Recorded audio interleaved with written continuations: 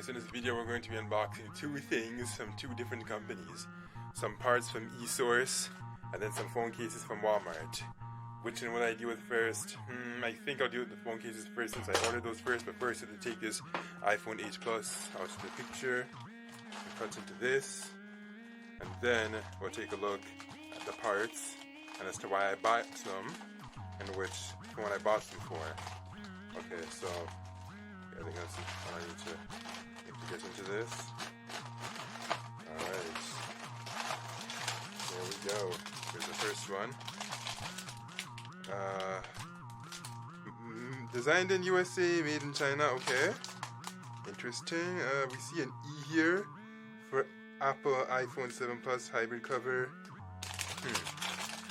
Well, will it fit my 8 Plus? It almost certainly should. I wonder what should happen if I try to put it on the 6S Plus. Not that I'm going to try that in this video. I mean, I already did in one of these videos. And what happened is... Well, actually, no, wait. I tried the 6 in the 8's case, but I haven't tried the 8 in the 6's case. If that makes any sense. Okay, so... blue, green, and red. I was thinking of also getting gray, but then I was like, forget it. Yes, my three favorite colors. Blue, green, and red. I also got this one. I wanted this to be green and this black, but whatever. Well, actually, no, I'm cool with this being green and this black, because you know what? If I strip this rubber away, that means the case will be green, so actually, that's not so bad. Alright, now, I don't want these to just be sitting in the packages looking cute. I want to see these up close. That's why the video says unboxing in the title, because we're supposed to unbox it and actually take a better look at it. Okay.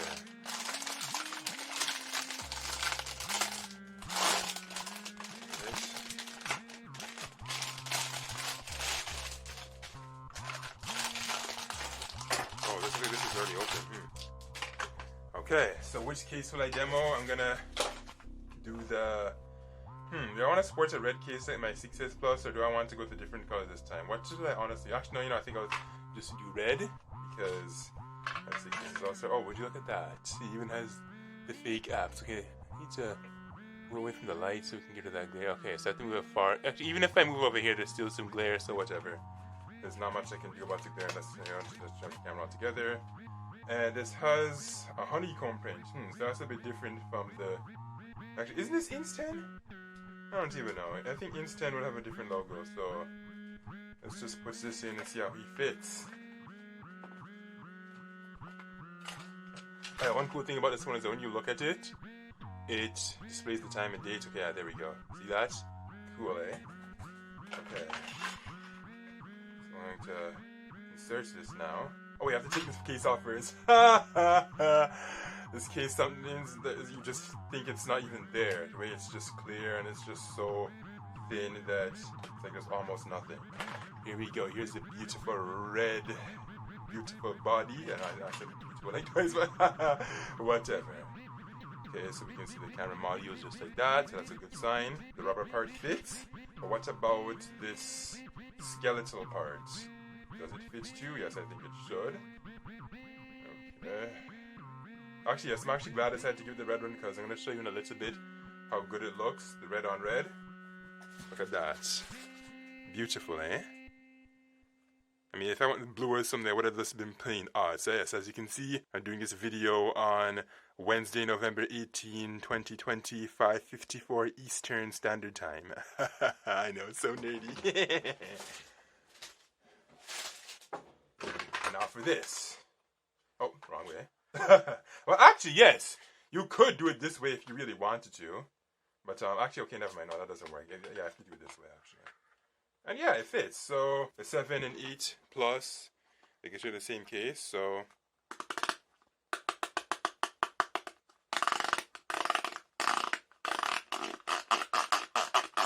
We get the idea.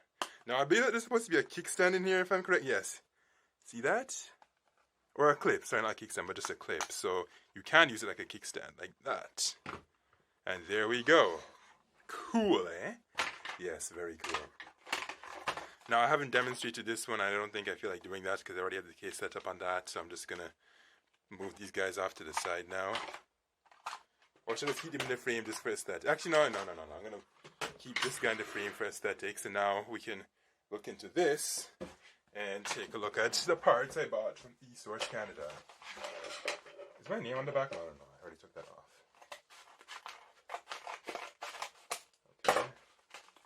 I think there's a packing slip in here, so you have to be very careful not to expose any sensitive information to you. But let's see, yes. So it tells you the parts that I bought and all that. So okay. Did it just say? Oh, this says something. We'll take a close look at it. Does it say Rex Anson J22? Okay, this is very weird. Oh, here we go. So, caution: lithium-ion batteries. Do not load or transfer package if damaged. I hope that this is genuine because you know what? For those of you that own older Lumia phones like the 1520, the 930, 920, 830, and all that, they have this notorious problem that a lot of these batteries that you buy, they tend to only charge the phone to like 80 to 83%.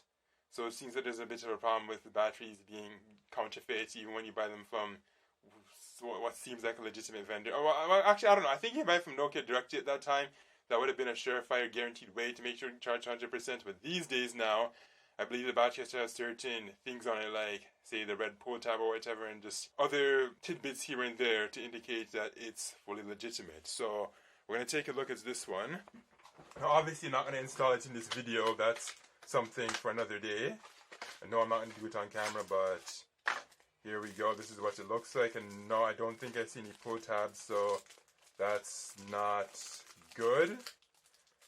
Yeah, no, that's not good, man. That's not good. If I don't see any pull tabs, then how can I be so confident about this charging to 100%? I mean, even if it doesn't charge to 100%, it's like whatever. Okay, am I supposed to peel this? This looks like it's wrapped in like actually, no. I will absolutely not peel this because that should just be stupid. Okay, so it says BV-BW. Can you see that, or is it too glary? Let me bring this closer. Goodness gracious, that glare is so bad. Okay, so yeah, you can read all of this fancy stuff there. And it says typical 3,500 milliamp hours, 13.3 W8 minimum. Yeah, you get the idea. So I'm going to have to install it into that 1520 of mine. Alright, for story time. Why did I buy it in the first place? Because you see, the 1520 back in the days of like between 2017 to I guess early 2020, I was using it a lot as like my daily driver, camera phone, microphone and all that. But ever since I got the 950 XL, obviously I decided to put it out on the back burner because the 950 XL is better in most regards, not quite all. Like the 1520, it still has better sound recording capabilities. I like the capacitive buttons on it. And you don't have to be so cautious about picking up unwanted sounds when you're walking and filming with that phone. But of course, its big caveat is the fact that it wasn't upgraded as far as, say, the 950 XL. So as a result, I stuck on the anniversary update, which has some bugs that are very problematic. Like that camera bug, I went into this many times in blog posts or whatever, how notorious it is. So anyways, I'm going to rant about that. Instead, I'm going to take a look at this kit. But yes, I bought this battery so I can change it and have it stop dying as soon as it gets to 10%. Yes, I haven't mentioned that yet. While I was there ranting, I haven't mentioned that I use it now as a clock. But unfortunately, these days, and when I say these days, I'm talking like these November 2020 days, I realized that it just dies. Like, it can't even get to the 10%. It just dies like that. There's no warning. It just says goodbye. So I'm like, no, I can't have my clock phone be doing that. So I just had to hop on it and get this. And I just hope that it will hold its charge. And honestly, this doesn't look genuine. I don't think it even says Nokia on it. Yeah, that's kind of concerning. Actually, yeah, this says Sony. And yeah, I don't think I see Nokia anywhere. Maybe it is somewhere here and I'm probably being a blind bat. But I do not see Nokia anywhere. I don't even see the pull tabs or anything like that. So this thing is probably so illegitimate. Or who knows? Maybe it's legit and it might charge to 100%. Again, the only way I'll know is when I get it installed and then I update you through a blog post or the leave description or a tweet or something of the sort. Okay, let's take a close look at this. While I was there going on about the phone cases and this and that, I haven't given these guys enough attention. Okay, from what I almost thought this was like pliers or something, but it's not. Instead, it's just one of those tools that you use to lift up things. Although I have to be careful because you can't use this on the motherboard or you could short circuit something. Instead, you would use something like this when prying from the motherboard. Although some of you repair guys already knew that, but hey, it's still a nice reminder. And this says made in, no, it doesn't say made, it just says Wenda Chino CA. Okay. Oh no, Menda! So it must be designed in California. I highly doubt it was actually made there though. Is there anything that's actually legitimately made in California, or do they only just design things there and then make it in China? Yes, that's a jab at Apple.